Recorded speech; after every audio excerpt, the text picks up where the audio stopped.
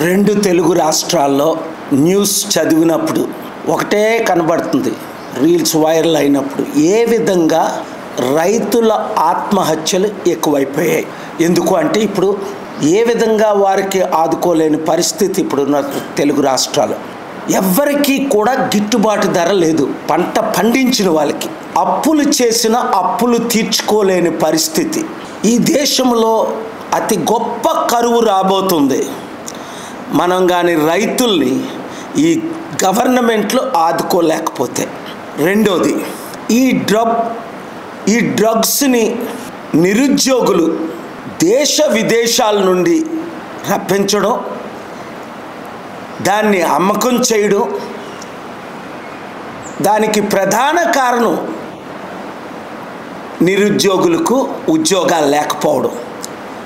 ఆంధ్రప్రదేశ్లో 1 కోటి మంది నిరుద్యోగులు, తెలంగాణలో 60 లక్షల మంది రిజిస్టర్డ్ నిరుద్యోగులు. కనీసం 60,000 రాష్ట్రంలో ఉద్యోగాలు ఇప్పటికీ కల్పించలేదు. నిరుద్యోగ సమస్య మరి ఎవరూ తీర్చలేరని ఇప్పుడున్న పార్టీలన్నిటి రుజువు అయిపోయాయి. పోనీ నిరుద్యోగ భృతేనా 2,500, 3,000, 5,000 ఇస్తానని వాగ్దానం చేసిన వాళ్ళు ఈ 1,60,00,000 మందికి కనీసం 1% వారికి కూడా నిరుద్యోగ భృతి అందట్లేదు. 36 లక్షలు కంపెనీ ఓనర్స్కి 1,50,000 ట్యాక్స్ మాత్రమే కలెక్ట్ చేస్తున్నారు. లక్షల కోట్లు సంపాదించిన అదానీ అంబానీలకి 0.1% ట్యాక్స్లు కూడా లేవు. అదే మీరు విదేశాల్లో చూడండి, అమెరికా కానీ, కెనడా కానీ, ఆస్ట్రేలియా కానీ, న్యూజిలాండ్ కానీ, ఇంగ్లాండ్ కానీ, అక్కడ సంపాదించిన వాళ్ళకి 1 కోటి రూపాయలు సంపాదిస్తే 35 లక్షలు ట్యాక్స్. ఇక్కడ లూప్ హోల్స్ ఎలాగున్నాయంటే 1 కోటి రూపాయలు సంపాదించిన వాళ్ళకి కూడా 1,00,000 రూపాయలే. కన్ఫ్యూజ్ చేసేస్తున్నారు. ఈ బడ్జెట్లో, ఈ ట్యాక్సేషన్లో అందరూ కన్ఫ్యూజ్ అయిపోతున్నారు.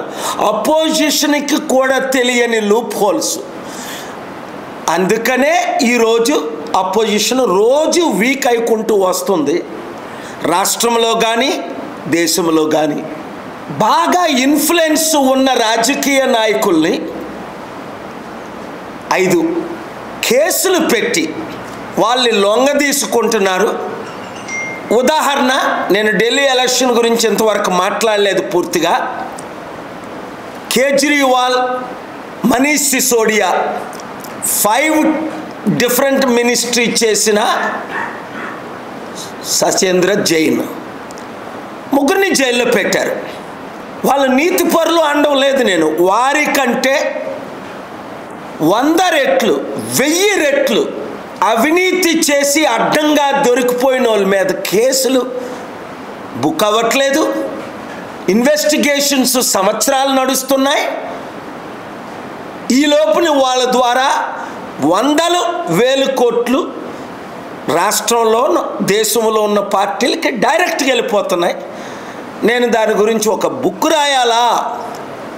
కోర్టులు ఆశ్రయిస్తే తీర్పులు రావట్లేదు. ఇది ఎంత ఘోరం అంటే ఊహకి అతీతం. ఇప్పుడు నాకు పూర్తిగా అర్థమైంది కనుక మాట్లాడుతున్నాను. 6 మానభంగాలు ఎంత ఘోరంగా జరుగుతుంది అంటే ఊహించలేము. రిపోర్ట్ చేయడానికి కూడా మీడియాలో ఒకటి రిపోర్ట్ చేయబోసరికి 100 మానభంగాలు జరుగుతున్నాయి. ఒక్క హత్య ఇన్వెస్టిగేషన్ కాకముందు 100 హత్యలు జరుగుతున్నాయి. నిన్న నేను చదివిన 3 విషయాలు. ఒకటి, ఇక్కడ సంగారెడ్డిలో 10 మంది అడ్డగా నరికి పడేశారు, కాల్చేశారు. ఒకవేళ ఆ ఇన్వెస్టిగేషన్ నిజమైతే, ఆ రిపోర్ట్ నిజమైతే, పెళ్ళైన అమ్మాయిని అబ్బాయి పాత బాయ్ ఫ్రెండ్ ఇంకా వేధింపులతో గురి చేసిన దానికి తండ్రే అమ్మాయి ద్వారా ఫోన్ చేయించి నరికి కాల్చేశారు. మన రాష్ట్రాలు, దేశం ఎక్కడికి వెళ్తుంది? ఇలా చెప్పుకుంటూ పోతే కొన్ని వందల వేల హత్యలు, ఆత్మహత్యలు.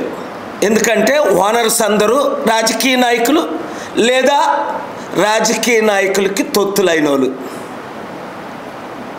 కనుక ఈరోజు నా పిలుపు ఏంటంటే యూత్,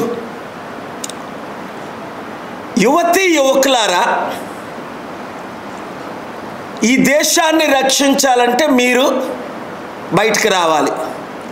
1200 నుంచి 15,000 మంది ఆత్మహత్యలు చేసుకుంటేనే కదా తెలంగాణ వచ్చింది. మిమ్మల్ని నేను ఆత్మహత్య చేసుకోమంటం లేదు. గ్రామంలో ఉన్న ప్రతి ఒక్కరూ 10th పాస్ అయిన వాళ్ళు, ఈ 1,60,00,000 మంది నిరుద్యోగులు 2 తెలుగు రాష్ట్రాల్లో ఉన్నవారు, ఇప్పుడున్న రాజకీయ పార్టీలు కంప్లీట్గా ఫెయిల్ అయిపోయాయని తెలుసు గనక, అపోజిషన్ స్ట్రాంగ్గా లేదని తెలుసు గనక, న్యాయం మీకు జరగాలంటే, ఉద్యోగాలు రావాలంటే, న్యాయం జరగాలంటే, మీ బ్రతుకులు బాగుపడాలంటే, మీ అప్పులు తీరాలంటే, రాష్ట్రాభివృద్ధి జరగాలంటే నేను తప్ప ఇంకొక పార్టీ లేవని. ఇక్కడ ఉదాహరణ ప్రొఫెసర్ కోదండరామ్ ఏమయ్యారు? Party close. షర్మిల ఏమైంది? Party close. ఆర్ఎస్ ప్రవీణ్ రోజు ఫైట్ చేసి కేసీఆర్తో చివరికి కేసీఆర్ పార్టీలో చేరిపోయారు. అంటే అపోజిషన్ లేకుండా ఆ 2-3 కులాలే, ఆ 2-3 కుటుంబాలే ఏలుతున్నాయి. కుల కుటుంబ పాలన అంతం చేయాలి, అభివృద్ధి జరగాలి అంటే ఒక ప్రజాశాంతి పార్టీలో మీరు చేరాలి, 100 మందిని చేర్చాలి. 7569441275 గ్రూపులు పెట్టాలి. ఆ గ్రూపుల పేరు ముందు మీ నియోజకవర్గంతో స్టార్ట్ అవ్వాలి.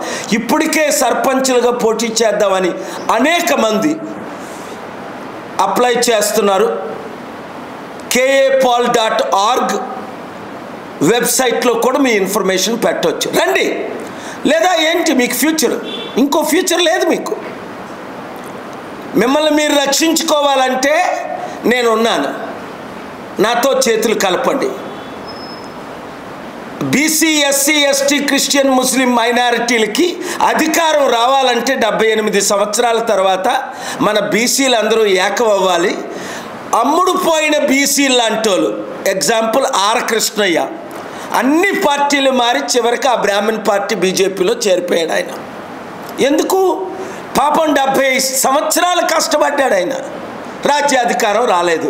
అలాంటి వాళ్ళు కొంతమంది, కొన్ని వందల మంది తెలుగు రాష్ట్రాల్లో ఇంకా బీసీ నినాదం వదిలేశారు లేదా ప్యాకేజ్ స్టార్లుగా మారిపోయారు. ఇప్పుడు ఎవరైనా బీసీలు మీటింగులు పెడుతున్నారంటే అది బీజేపీ తరపునో, బీఆర్ఎస్ తరపునో, కాంగ్రెస్ తరపునో చాప్టర్ క్లోజ్ చేస్తున్నారు. కనుక ఇప్పుడైనా కులాలకు మతాలకు అతీతంగా అందరూ కలిసి పనిచేయాలి అంటే ఒక్క ప్రజాశాంతి పార్టీ అవకాశం ఇస్తుంది.